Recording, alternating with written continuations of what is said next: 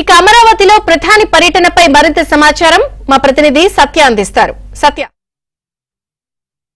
రాజధాని అమరావతిని రీస్టార్ట్ చేసేందుకు ప్రధాని నరేంద్ర మోడీ రాబోతున్నారు.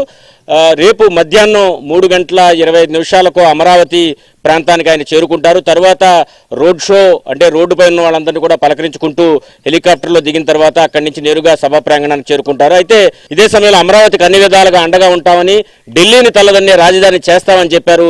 అయితే 5 ఏళ్ల పాటు అష్ట కష్టాలు రైతులు పడినప్పటికీ కూడా వీరి కష్టాలన్నింటినీ కూడా లెక్క చేయకుండా అమరావతిని ఎక్కడికి కదలలేకుండా ఉంచింది పవిత్ర మట్టి జలాలే అని చెప్పి వీరంతా కూడా విశ్వసిస్తున్న పరిస్థితి అయితే ఉంది.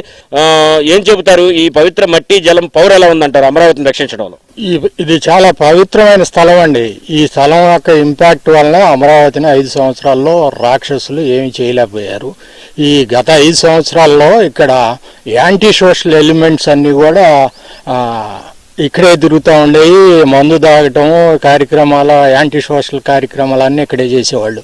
నేను కమిషనర్ గారిని కలిసి ఇక్కడ జరగబోతుందని చెప్పినా కూడా ఆయన లైట్గా తీసుకున్నాడు. అందువల్ల కొంత విధ్వంసం జరిగిన తర్వాత మళ్ళా మన కూటమి గవర్నమెంట్ వచ్చిన తర్వాత ఇక్కడ దీనికి కావాల్సినటువంటి శాంటిటీని రీస్టోర్ చేయడం జరిగింది. గత 2014 నుంచి 19 వరకు ఆయన వచ్చి శంకుస్థాపన చేశాడు, బాగా ఉంది. కానీ 2014 నుంచి 19 నుంచి 24 వరకు ఉన్న గవర్నమెంట్ని అప్పుడు కూడా నరేంద్ర మోడీ గారు శాసించే పరిస్థితిలోనే ఉంది గవర్నమెంట్, జగన్మోహన్ రెడ్డి గవర్నమెంట్లో కూడా. కానీ ఇక్కడ విధ్వంసాన్ని బాధ ఏంటంటే ఆ స్థాయిలో ఉండి ఆయన శంకుస్థాపన చేసింది, ఆయన తెచ్చిన నీరు యమునా నది నుంచి నీళ్లు తెచ్చానన్నాడు, పార్లమెంట్ నుంచి పవిత్రమైన మట్టి తెచ్చానన్నాడు. ఆ మట్టిని కూడా పందులకి, గొర్రెలకి, కుక్కలకి, మేకలకి అన్నీ తొక్కుతుంటే దానికి ఒక రక్షణ లేకుండా పోతే నేను దేశ ప్రధానమంత్రి స్థాయిలో ఉండి నేను శంకుస్థాపన చేసిన ప్రదేశం ఇట్లా అయింది ఏందా అని చెప్పి ఆయనకి తెలియకుండా లేదు. తెలుసుకోవాలంటే తెలుసుకోవచ్చు. తెలుసుకొని ఇట్లా అవుతుంది, రాష్ట్రం ఇట్లా అవుతుంది అనే ఆవేదన కూడా లేకుండా కనీసం ఇక్కడ బాధ్యత లేకుండా చేస్తే ఒక విధమైన బాధ వేసింది. కానీ ఇప్పుడు మళ్ళీ గవర్నమెంట్కి వచ్చి మళ్ళీ ఆయనే ప్రధానమంత్రిగా ఉండే తలకి ఇప్పుడు పార్లమెంట్లో పెట్టి పార్లమెంట్ బడ్జెట్లో కొంత దీనికి కేటాయించి ఈ అమరావతి రాజధాని అని చెప్పిన తర్వాత కొంత ఊరట కలిగి గత గవర్నమెంట్ పోయిన తర్వాత ఒక నరకాసుడి పాలన నుంచి విముక్తి పొందామని చెప్పి సంతోషపడి ఈ సమయంలో మళ్ళీ పునఃప్రారంభ పనులకి ఆయనే వచ్చి శంకుస్థాపన చేయటం, పునఃప్రారంభించడం ఇది మాకు సంతోషంగా ఉంది. ఢిల్లీని తలదన్నే రాజధాని కడతారని చెప్పి వెళ్ళారు.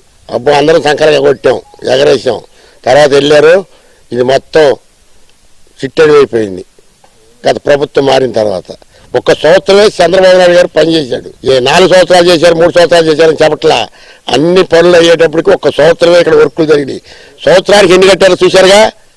మరి గత ప్రభుత్వం ఏం చెప్పిందంటే, ఏమన్నట్టు శ్మశానం అన్నారు, ఎడారి అన్నారు, ఉన్నతమైన పదవులు అలంకరించిన వాళ్ళే. మరి ఈసారి అట్లా చేయకుండా నరేంద్ర మోడీ గారు మా అందరూ దయించి నీ కోసం ఎంతమంది ఎదురు చూస్తున్నారు, లక్షల మంది ఎదురు చూస్తున్నారు. ఈ రాజధాని ఏం చేస్తావో, నువ్వు ప్రధానమంత్రిగా ఉండవు, పోయినసారి ఎట్లా చేసావని మనసుల్లో కలకలం పుట్టి ఇవలైతే మాత్రం మాకు మోడీ గారు బ్రహ్మాండం చేస్తారని గొడకాల పిల్లలు కూడా చెప్పుకుంటున్నారండి.